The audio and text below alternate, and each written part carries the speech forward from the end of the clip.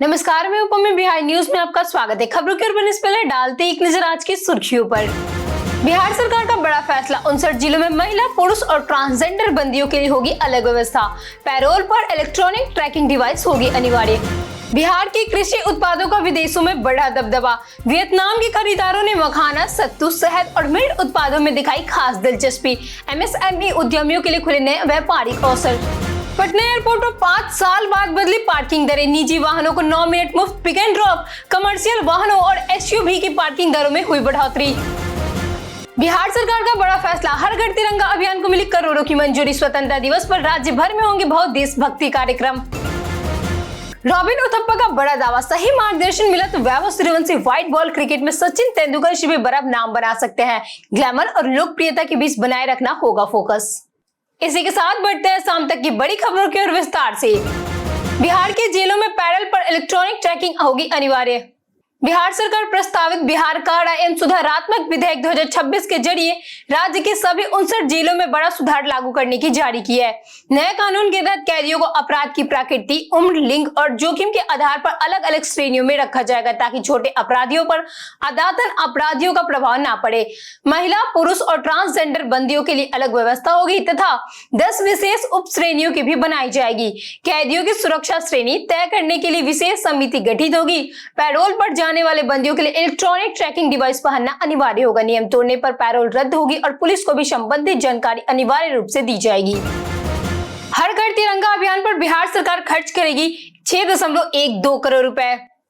बिहार सरकार ने हर घर तिरंगा अभियान 2026 की सफल योजना बनाने के लिए 6.12 करोड़ रुपए खर्च करने की मंजूरी दे दी है।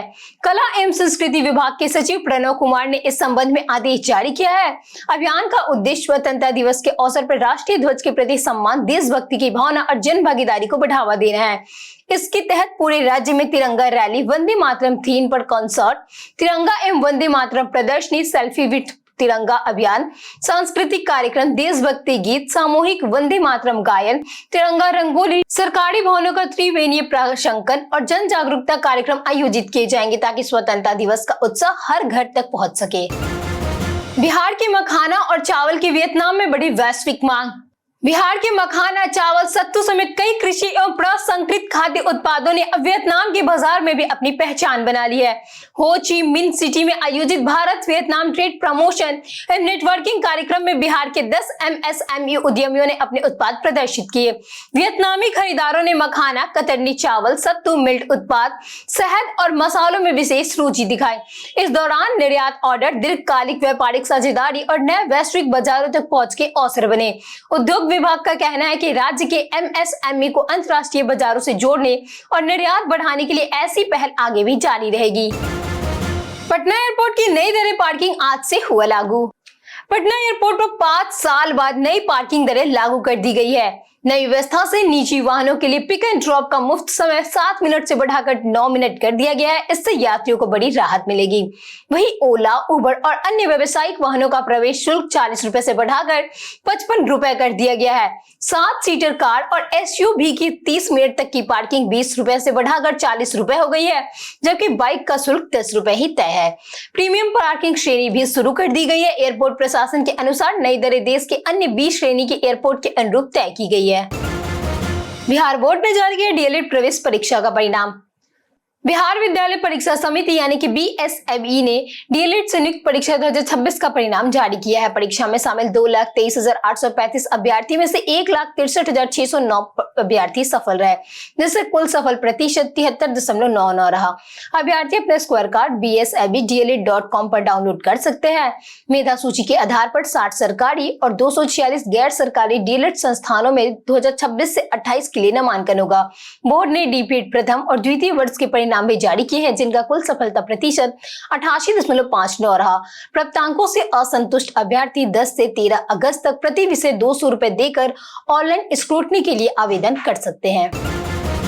हैदराबाद जाएंगे बिहार के 11 आईपीएस, मिलेगा न्याय प्रशिक्षण। बिहार सरकार ने 11 वरिष्ठ आईपीएस अधिकारियों को 31 अगस्त से 25 सितंबर 2026 तक हैदराबाद स्थित सरदार वल्लभ भाई पटेल राष्ट्रीय पुलिस अकादमी में आयोजित मिड कैरियर ट्रेनिंग प्रोग्राम के लिए नामांकित किया है। इस प्रशिक्षण का उद्देश्य अधिकारियों को आधुनिक पुलिसिंग, नेतृत्व क्षमता, कानून व्यवस्था प्रबंधन, प्रशासनिक दक्षता और नई जांच तकनीकों में दक्ष बनाना है। प्रशिक्षण के दौरान पुलिस व्यवस्था प्रभावित न हो, इसलिए गृह विभाग ने कई पदों पर अतिरिक्त प्रभार और वैकल्पिक व्यवस्था लागू की है। सरकार का मानना है कि इस प्रशिक्षण से बिहार पुलिस की कार्य क्षमता, निर्णय क्षमता और अपराध नियंत्रण की रणनीति और भी अधिक मजबूत होगी, जिससे राज्य में प्रभावी और आधुनिक पुलिसिंग की नई दिशा मिलेगी। पटना में 8 दिन बाद खत्म हुई सफाई कर्मियों की हड़ताल। पटना नगर निगम ने सफाई कर्मियों के 8 दिन से जारी हड़ताल समाप्त हो गई, जिससे राजधानी वासियों को बड़ी राहत मिली है। नगर विकास एवं आवास मंत्री नीतीश मिश्रा और सफाई कर्मियों के प्रतिनिधियों के बीच हुई सफल वार्ता के दोनों पक्षों में सहमति बनी।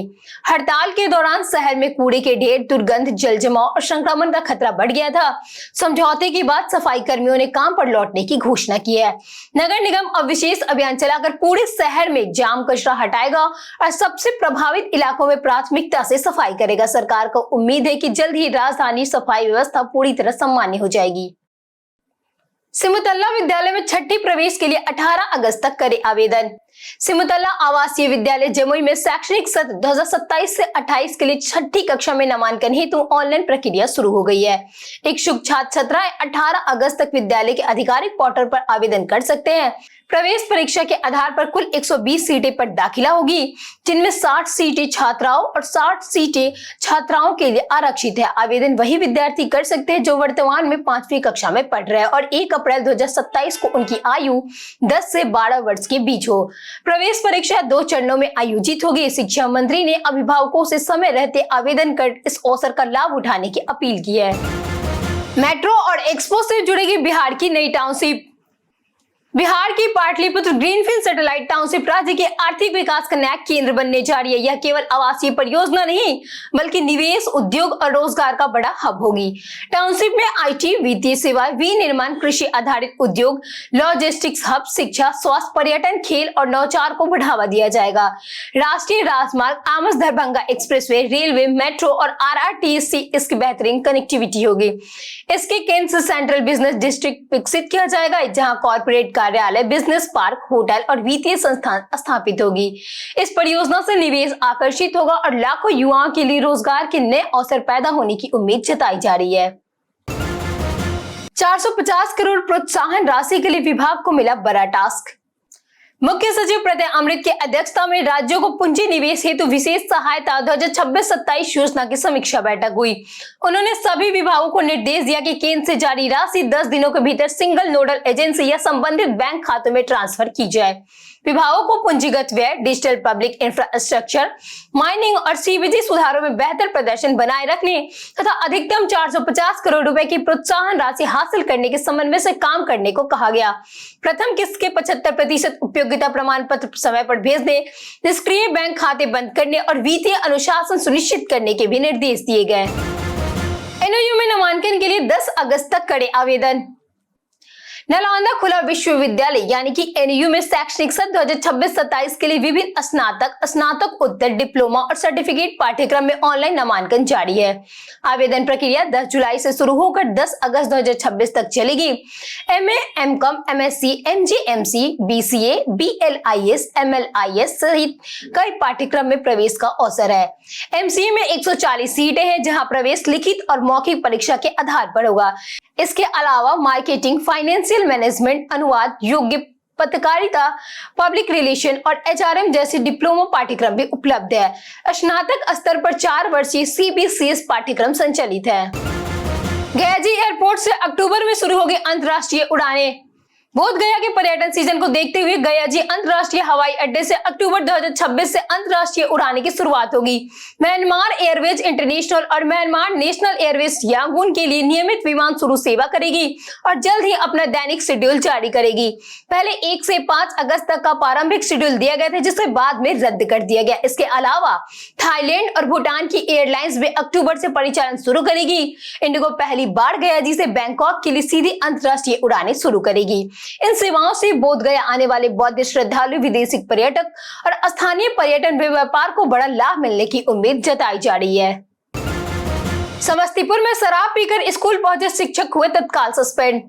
बिहार के समस्तीपुर जिले के सराय रंजन प्रखंड स्थित उत्क्रमित उच्च माध्यमिक विद्यालय हरपुरा बहरैता के शिक्षक अविनाश चंद्रा को शराब पीकर स्कूल आने और छात्र छात्राओं के साथ अनुचित व्यवहार करने के आरोप में निलंबित कर दिया गया।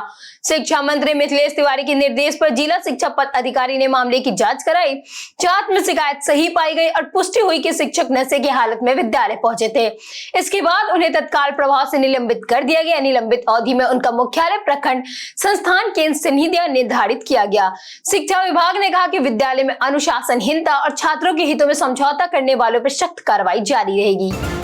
भारत नेपाल सीमा पर बढ़ा तनाव, एसएसबी टीम पर हुआ पथराव। भारत नेपाल सीमा के पश्चिम चंपारण स्थित विवादित सुसस्ता क्षेत्र में एसएसबी की गश्ती टीम पर कथित पथराव के बाद तनाव बढ़ गया। एसएसबी ने आरोप लगाया कि 31 जुलाई की सहमति के बावजूद नेपाली पक्ष भारतीय सीमा की ओर मिट्टी बांध बना रहा था। विरोध के दौरान नेपाल के 150 से 200 ग्रामीण मौके पर पहुंचे और जवानों के साथ अभद्रता में पथराव किया। घटना के बाद वाल्मीकि नगर थाने में 150 से 200 अज्ञात नेपाली ग्रामीणों के खिलाफ एफआईआर दर्ज की गई।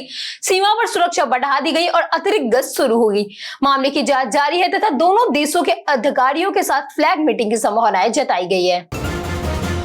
वैभव सूर्यवंशी के लिए उथप्पा ने दी जीवन सलाह। रॉबिन उथप्पा ने बिहार के युवा क्रिकेटर वैभव सूर्यवंशी की जमकर तारीफ करते हुए उन्हें भविष्य का बड़ा सितारा बताया।